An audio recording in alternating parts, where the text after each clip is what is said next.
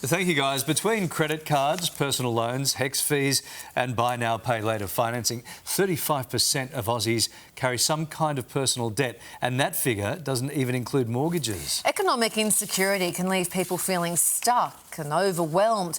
But Todd Polke, author of Escape the Middle, believes there is a way out, and it starts with a debt detox. To explain, we welcome investor and author Todd Polke. Hello, Todd. Thanks so much for having me, guys. When it comes to wiping out debt, where is the best place to start? So the best place for everyone to start is, number one, put a freeze on all future credit card spending. Don't keep recreating the problem. And, you know, sometimes that means some bold steps. It means cutting up credit cards, or if you really need one, get your credit card, shove it in a container, fill it with water and put it in the freezer so it feels chaotic when you have to get it back out again, right?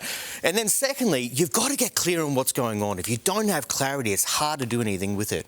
Get clear on your debts, put out your minimum balances you owe, your interest rates, so all of a sudden you have this list of debts you've got sitting in front of you that you can make some brand new decisions with. Sort of in order, right? So once the credit cards have been cut up and your debts are in sort of order of highest priority to lowest priority, then the next phase of the debt detox is snowball it. What's snowball it? This is such a simple, but it's a really powerful process that anyone can do, and it's one of the reasons I love it, right? And so the first step is that you know your debts. Pay your minimum on everything so you don't get late fees, you don't get hit with higher interest or things like that, so you don't keep going in the red. But then you want to choose one debt you're going to zero in on and focus on, right? And you're going to pummel any extra money you have towards that.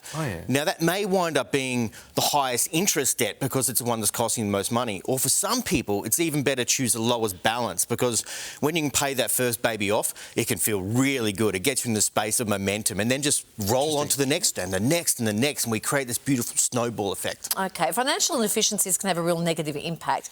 How so? What can be done? So for most people, when they look at their finances, it's usually in one of three different times: when it's the bill to pay, when it's tax time, or when there's emergency. And so what tends to happen is a lot of people are not on top of their money, right? And so I liken it to this old team building game I did when I was a lot younger.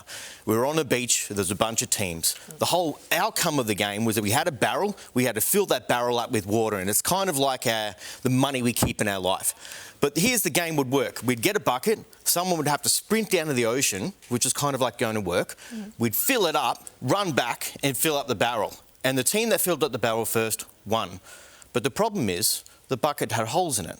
And so most people get down to the water, come back up, and it's leaking out everywhere. And that's what happens in life, financial inefficiencies. OK. Now, you say that every dollar should have a purpose. Talk us through that concept. Yeah, I love this. You know, I think that money loves a job. And so what's the job that you want to give money? Is it to pay down some debt? Is it to put a buffer in place for you and your family? Is it to invest for your future? And so I really believe in being very intentional about your money.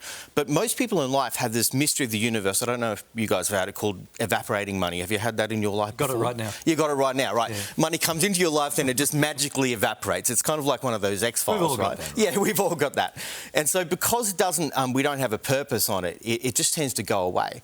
And so we want to make sure that as soon as a dollar hits your bank account, it has a plan and has a purpose. And in the book, I talk through people a whole process called the finance farm to help them be able to create this. OK, you're talking about debt that's not linked to a mortgage, right? Because mortgage is very specific and you have a very clear idea about what that debt is out. This is other debt. It could be things like subscriptions you're not using. Yeah. It could be things like you haven't negotiated on a bill.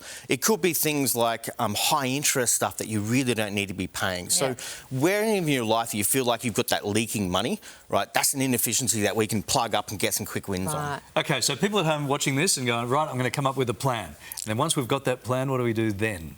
So now we've got this space where we've started to snowball these debts, and it kind of feels like you've got this breathing room, and it feels really good. It's a good feeling to be in, that you're making momentum. The next thing is, well, how do we set things up so we don't wind up in the exact same position we were in before? Yeah, right. And so we've got to set up a bit of a structure. So I think about this at, well, how are you going to have a account just for your spending for day-to-day stuff? How are you going to have an account for your buffers so you've got a safety factor for you and your family? And how are you going to have an account to start investing towards the future? So you've got a bit of a structure aside so that you can actually start having a plan for where every dollar is going to be going. You're not going to wind up in the exact same spot you were in before. OK, so from bad debt to wealth creation, and how should people reallocate their finances when the cash flow has increased? I always think about it like this. Which might not happen overnight. It doesn't happen overnight. Right. Does it? No, absolutely not. So you've got to be have a bit of patience about you. I always think that, for people who create financial success versus those that don't, it comes down to habits and it comes down to commitment, right? For those that are willing to commit to the process, they can create phenomenal outcomes over time, as you've rightly said. But the big thing is that why don't you think about something that you would want to do that your future self would thank you for? That's what I think about. Well, how do you start reallocating from debt reduction to something your future self is going to thank you for? Like a pair of shoes? No. No, that's exactly the opposite. Well, that could be an investment in its own right. So talk to my wife about that, right?